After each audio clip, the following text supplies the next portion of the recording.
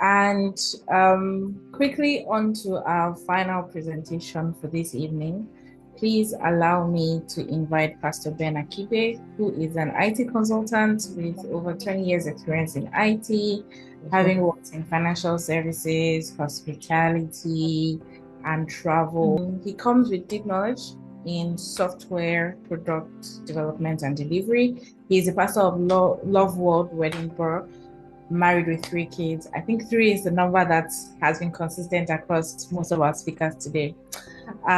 He enjoys traveling, studying, and loves trying out new gadgets. He'll be speaking to us this evening briefly on overcoming challenges in pipeline management. Hi, Pastor Ben. Hello. Just let me know if you can see my screen. Yes, I do Yeah. see you. Welcome. Okay, which one can you see? Can you see the presentation so that I'll be sure that I've got the Yeah, right? No. no. Oh, fantastic. Yes. Right. First of all, I want to thank Tomilola. Thank you for that. And also, I think Fumilola, your presentation, thank you for that. And every other person that has spoken today, and it's been wonderful. I mean, I've learned so much since we started. I wish we should have like a gathering like this where we could share and from learnings from what we do because we all have the same mind, to be honest. And interestingly, we've kind of shared some of the things I was going to talk about, but and it's amazing. And especially, I want to say a very big thank you to Pastor Conrad. I'm going to talk about overcoming challenges in pipeline management, and we've talked about pipeline, and Fumila just showed us what pipeline was when it comes to church ERP, and we do know that this is very important to a church to manage that pipeline, and that's why I'm going to talk about the next thing, which is the importance of pipeline to your growth. And we are all Christians here, and we started with a prayer, and it means that we understand what we're doing. When Pastor Neil was sharing, he was sharing about why it's important for us to look at our pipeline, and so it's important for your growth. For you to look at pipeline. One of the things your pipeline, how important it is for your strategic growth management. And that's so clear. And it ensures that there's a clear process for nurturing new converts. As people come into the church, you want to nurture them, you want to integrate them into the church. And looking at the features that we just saw, you could see that it was clearly articulated in that software. And also sustainable expansion. You don't want to just expand, but you want to keep it, sustain it, and not just expand and then contract and expand and contract. And establishing your pipeline will help to manage and sustain your growth systematically. And it's so important to look at that. And then finally, accountability and follow-up, because what you measure, you'll be able to deliver on. Because if you don't measure what you're doing, you can't deliver on it. You see, so it's a growth pipeline, provides a framework for accountability. It means that what you're doing, you are measuring it, you are accountable to what you're doing. So this is quite important for everyone that is, interested in this, and I believe everybody is interested. Um, One of the obstacles I'm going to share with you is, for many Christians, they are too relaxed. It's a comforting thing. I'm in church, and they just stay in their comfort zones. They don't want to do anything apart from just come to church. And that also goes for the leadership. It's not enough. I know some pastors are quite keen in their growth, in their pipeline management, but not all of them. And this obstacle, is like some of us expect others to do what we should be doing, which is one of the obstacles that is going to, in pipeline management, because if we leave it to chance, definitely it becomes an obstacle in our growth pattern, in our growth trajectory. Like Pastor Nee said, our growth track, and I love what he also shared there. And then also, we have been, an obstacle could be too polarized for societal culture. What does that mean? It means that, especially I think I wrote this here because of, especially for churches in the UK. If you notice the culture here, everybody kind of keeps to themselves. And so even your pipeline management could be impacted by that culture because, oh, I don't want to make it. I've had somebody, when I first came to the UK, I have to always say that I have to ring them for me to comment, for me to visit them. Whereas it's not like that, where we grow up and where you don't tell people you're coming to their house, you just go there. So, so that's an obstacle to that pipeline management. And finally, one of the first obstacle here is also having, data without a human touch. This tool, one of the things I've discovered about it is it gives a human touch to data. So having data without human touch could actually be an obstacle, especially when you're so relaxed, or we don't have to do it. I don't really care. But that can be an obstacle for you. So how do we deal with this? Okay, one of the strategies is to have purpose-driven actions. So what does that mean? You have to be purposeful in what you're looking to achieve. When it comes to growth, you have to be purposeful towards your growth, and that's why you need a tool that will support you. So purpose-driven action, you have a lot of ideas and then you want to implement them, and then you're looking for 10,000 tools to do that to implement that idea. But this tool will actually help, in achieving that goal, that purpose which I've set out to do.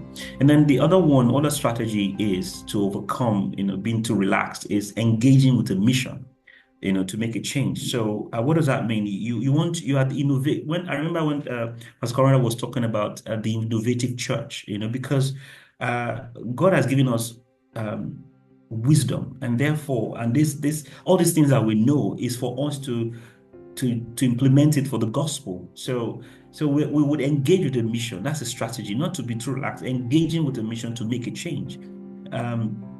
We want to make a change in our church. We want to make a change in our groups. We want to make a change in our, depending on which groups you are managing, you want to be, so you engage with the mission to make a change. So you're not too relaxed. Okay, I've got a tool that's going to help me. So then also being intentional about not just being too relaxed, but you're intentional.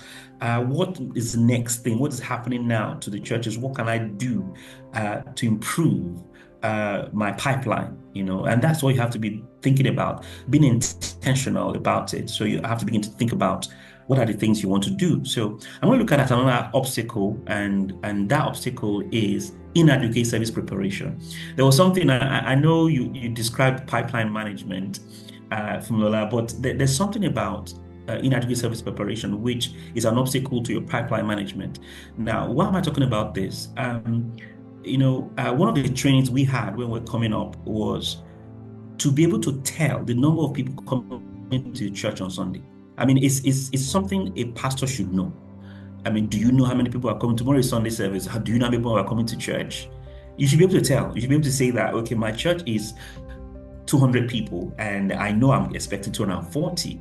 You see, and that is embedded in your pipeline management, because if you know, then you can plan adequately for that service. Maybe you need to get more chairs. Maybe you need to but let me talk about the obstacles so that I won't go to the strategy yet, but you can understand. So, and then also, what kind of service are you planning? And one of the things that you have to take into consideration is your service plan and what type of service you're planning. And that would then help you have the right manpower that will support your pipeline management. You see, because you want to get people into that data so that you can grow your church, you see. So failure to prepare is actually an obstacle for you. And you having the right tool also really helps. So that obstacle can be overcome, you see. And I know our pastors have talked about soul winning and growth, but I just want to just go straight to what we can achieve. So what is the strategy for this? Is actually adequate service preparation. Now, the first thing is strategic approach to service preparation. Your pipeline will deliver to you the information you require, because then you know that, okay, I need to call, especially it happens to us here in the UK a lot, where we need to call people to come to church. In Nigeria, it's so interesting. You just ring a bell, everybody run. But here you have to call people. And I heard one of the questions that were being asked about people not coming to services or meetings. So this helps you Once your strategy is to have a strategic approach to service preparation, okay, who is going to deal with the people that are coming for the first time? What are the things I need? What tools, what materials do I need to give them when they come? How do I welcome them? What are the things, what are data do I need to get from them? So that's your strategic approach. And then you must see every service as an opportunity for a crusade. If you think about you organizing a crusade, you do everything possible to make it a success. So you must see your service like that, and you must see your pipeline like that. You see, you must see that service, that this service is going to deliver to me new souls, new people. So I must be prepared for that. You see, so I must see that service like this is an opportunity. Many people are going to come. Do I have the required resources for me to take on the people that are coming? And then no missed opportunity, because you're already prepared for service. So it means that you are ensuring that your strategy is delivered, no missed opportunities, because people are going to come. What are they going to see? How am I going to get their data? And because sometimes people don't want to give their data, but how am I going to get them into that mind of saying, we need to see you come back. We need to call you tomorrow. I saw someone showing us how to record a call. I need to record that I've called you. So I need your phone number, and it must be accurate, you see. So no missed opportunity, because you're already prepared for that service. And then the third one, because I wanted to give you just 3 obstacles. The third one is actually lack of accountability structure, you see. The traditional church, often lack clear accountability structure, because everybody has come in, and it seems as if everything is left for the pastor to do. The pastor cannot do 10 people's job. So there has to be people appointed, don't let me start giving solutions. We'll talk about solutions later. But I'm sure you can understand what I'm trying to say. So because of clear accountability structure, to ensure effective pipeline management, you have to mandate someone to do this. So this could be an obstacle to your growth, to your pipeline management growth. So lack of clear accountability means that you don't have the responsible person that ought to look after that aspect of your church growth, aspect of your pipeline management. Somebody has to be in charge. And this tool has so many features, so many areas where you can actually mandate somebody to be responsible. And that's one of the things, so how do we deal with these things? You have to establish roles for follow-up. There should be follow-up leaders, and these follow-up leaders will be given access to something, a tool that would like a church ERP to manage the people coming in, and assign, mentors, maybe people that will follow them up and mentor them, or you can call cell leaders, maybe house fellowships and leaders of house fellowship. For example, maybe there's somebody living in a certain area near your church, and there's a house fellowship there or a cell there, and that cell leader there, you give them that accountability responsibility, and that person will give them access to the pipeline feature of church ERP, and they can record when the person has been reached, when the person has come for a cell meeting, when the person is coming back to church. That creates accountability. So that's a strategy, and that's how one of the things you can do. And then, also developing report and evaluation processes, which we already have, where leaders are held accountable for growth, spiritual health of new members. And so this thing will take it from the pastor and give it to the leaders, and they become trained in dealing with these things. So I wanted to quickly share you a case study. So I'll give an example and how the tool can be very helpful. So I already mentioned before that I'm a pastor, and one of the things I discovered was the people I gave the role to be my welcome. I call them the welcome team or the first timers team. They were busy doing other things, because they were leaders and they were multitasking and they were doing other things. And I realized that I think I need to now, establish a proper process for them. And I realized that that pipeline meant that some people that came in new and they have started coming to church, I could see some signs in them. I could see some things in them that they were interested in joining the team. So the only way you could succeed at this is where I'm just going about the case study of my church, of how we've kind of started to look into similar things like this, is identifying people who can actually become um, um, experts in pipeline management because of their character themselves. And this thing, and I think I got this from some of the conversations we've had about the church ERP and the things that you can do with it. And through those features, you could identify people that, oh, this person might be good in managing my pipeline and being able to deliver success. And as a result, some of the few people I've selected, they could say, oh, okay, this person, and I could identify character from them. So if you're looking to do that, definitely you're in the right place to manage your pipeline. Now, I'm just going to give a quick summary of what we talked about. We said you have to prepare your service for growth and impact. You have to build a culture of personal responsibility.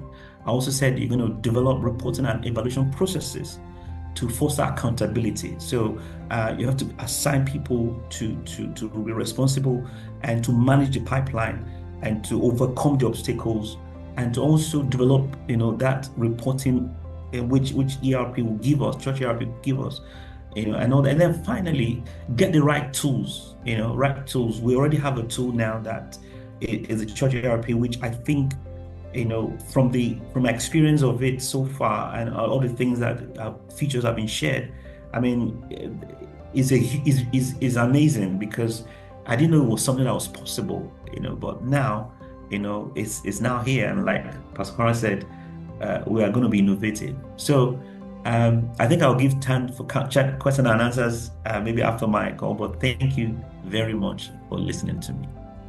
Thank you, Pastor Ben. Thank you so much. Your session was very, very insightful. And the one thing that stood out for me was no missed opportunity. And make sure that every service speaks to growth and impact, adequate service preparation. I mean, I had to write it down because it kind of struck a chord. Thank you so much. Do we have any questions for Pastor Ben? We'll take questions for Pastor Ben now. Pastor Ben, someone is clapping for you, so there's no question.